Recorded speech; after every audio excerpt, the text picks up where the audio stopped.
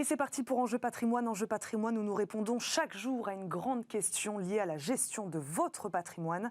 Aujourd'hui, retraite progressive, qu'est-ce que c'est ? Comment ça marche ?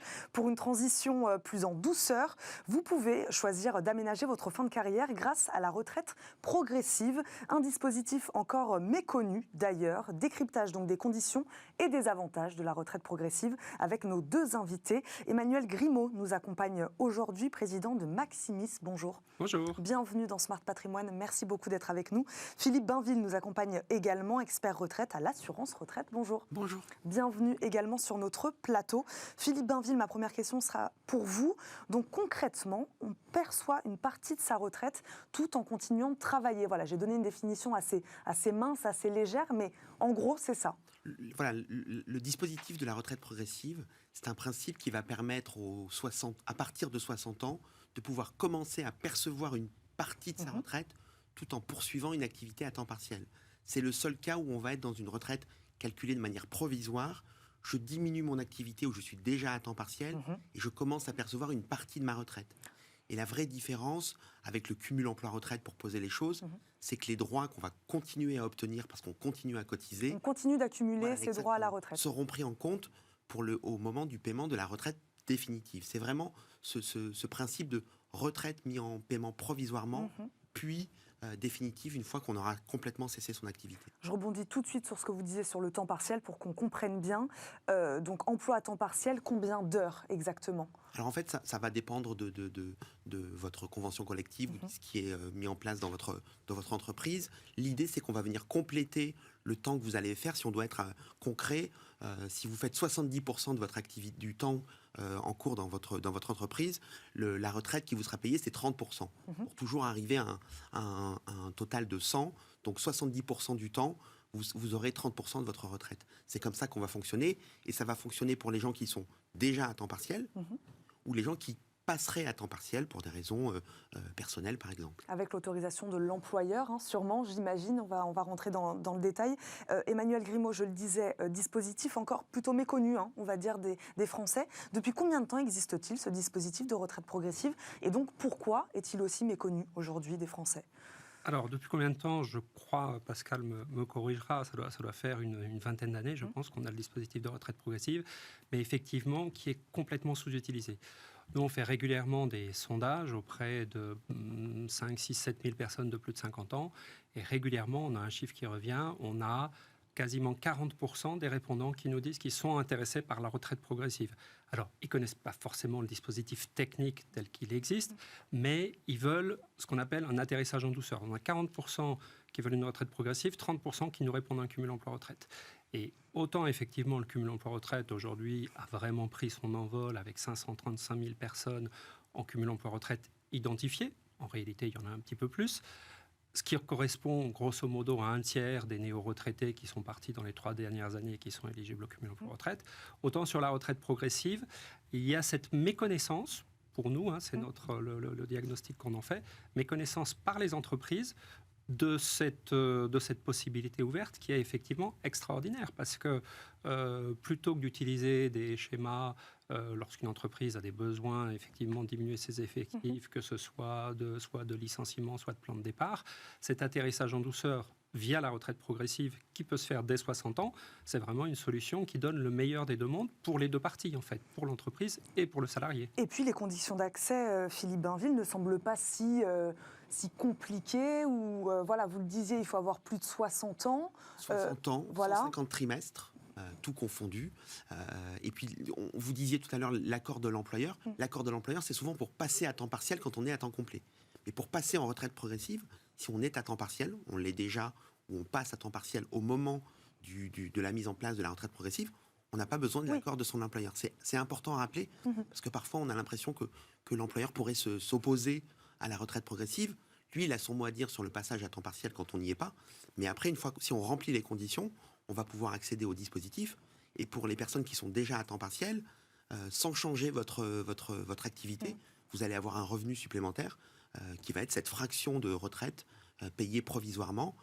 Et contrairement au cumul emploi-retraite où il faut rompre son contrat et cesser son activité, là, vous ne modifiez pas votre contrat, si ce n'est le passage à temps partiel, et vous continuez à obtenir des droits pour le calcul futur de la retraite définitive. Emmanuel Grimaud, vous disiez un dispositif gagnant-gagnant finalement pour l'employeur et pour le salarié.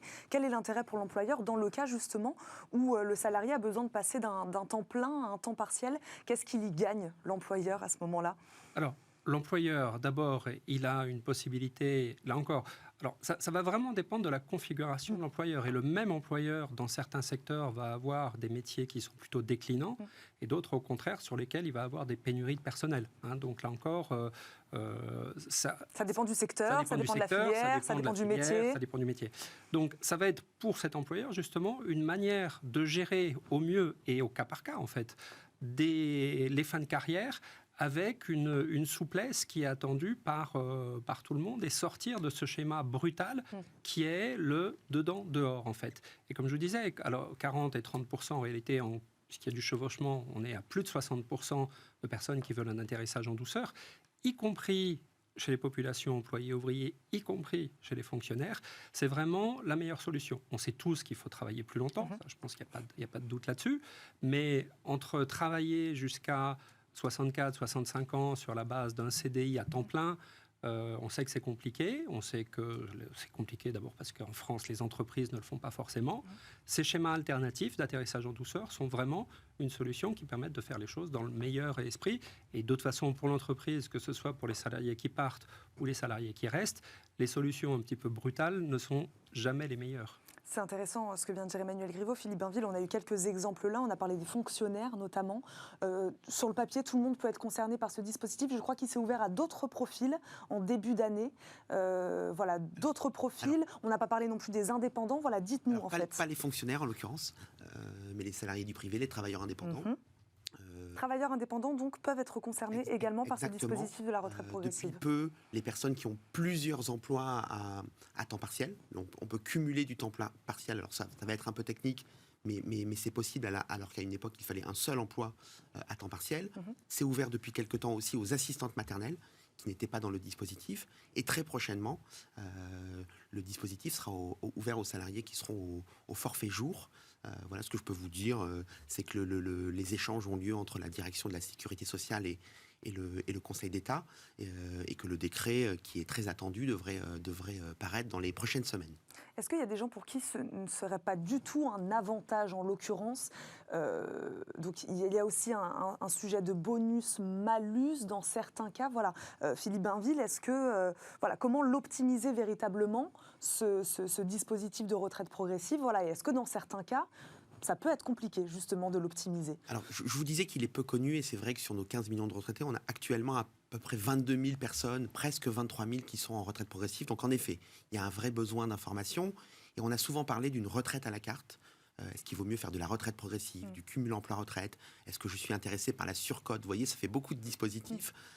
Et idéalement, c'est vrai que puisque c'est possible et qu'on a un objectif cette année de recevoir plus de 800 000 personnes en rendez-vous dans le réseau de l'assurance retraite, c'est de ne pas hésiter à poser des questions, à demander un entretien et à bien faire comme ça la comparaison des différents profils.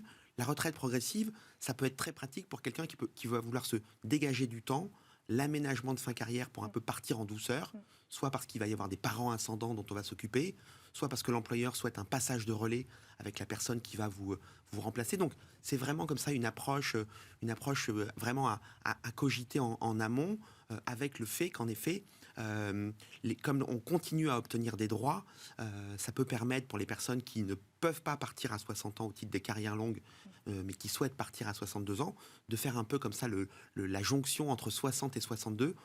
On sait que les personnes qui sont en retraite progressive, elles y restent en moyenne à peu près 2 ans. Elles y restent 2 ans. Voilà aussi une autre question, Emmanuel Grimaud. Donc on y reste à peu près 2 ans.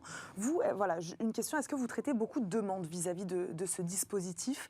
Voilà. Qu'est-ce que vous avez comme retour? Alors, pas assez à mon goût. C'est vrai que nous, on le met beaucoup en avant auprès des entreprises, et qu'il y a souvent une frilosité de la part des entreprises. Alors tout ce qui est nouveau est un petit peu complexe à faire rentrer dans les mœurs, et c'est vrai que souvent plus l'entreprise est grosse, plus on va avoir un petit peu de difficultés.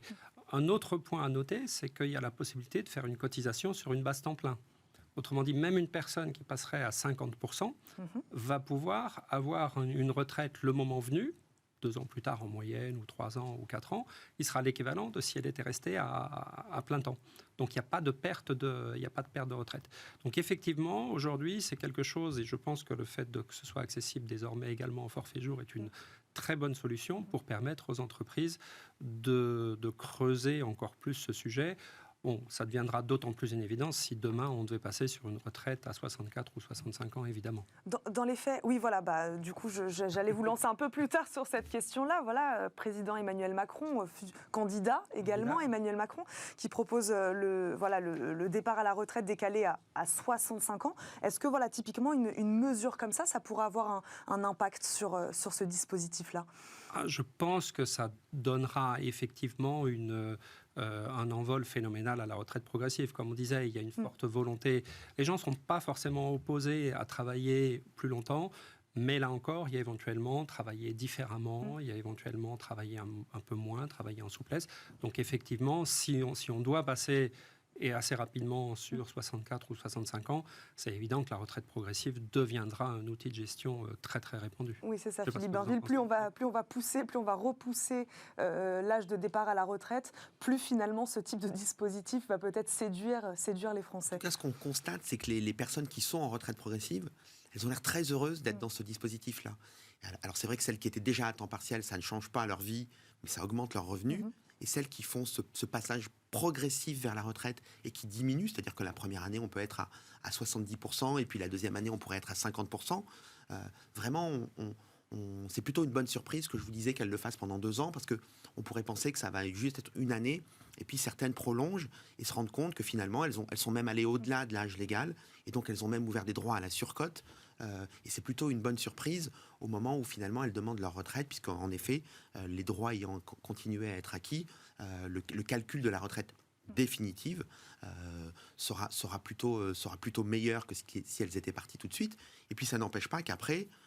Donc dans les faits, les gens vont au bout du dispositif, Philippe Bainville, le dispositif, il ne se ferme pas en fait. On peut le faire pendant 1 an, 2 ans, 3 ans, 4 ans. Mais après, c'est vrai qu'on pourrait demander sa retraite parce qu'on a fait de la retraite progressive entre 61 et 63. Et puis finalement cesser son activité et pourquoi pas reprendre en faisant du cumul. Tout ça peut se lier. Je peux faire de la retraite progressive entre 60 et 61 et partir en carrière longue à 61. C'est vraiment comme ça l'idée de bien se renseigner et de faire le point et de ne pas aller comparer avec ce qu'a fait son beau-frère ou son voisin. Vous l'avez compris, partez en douceur à la retraite avec la retraite progressive. Merci à tous les deux d'avoir fait de la pédagogie sur ce dispositif aujourd'hui dans Smart Patrimoine. Emmanuel Grimaud, je le rappelle, vous êtes président de Maximis. Philippe Bainville, expert retraite à l'assurance retraite. Merci beaucoup à tous les deux de nous avoir accompagnés aujourd'hui. Et merci à vous de nous avoir suivis. Rendez-vous demain, même heure, dans Smart Patrimoine. Très bonne journée à tous sur Bismart et à demain.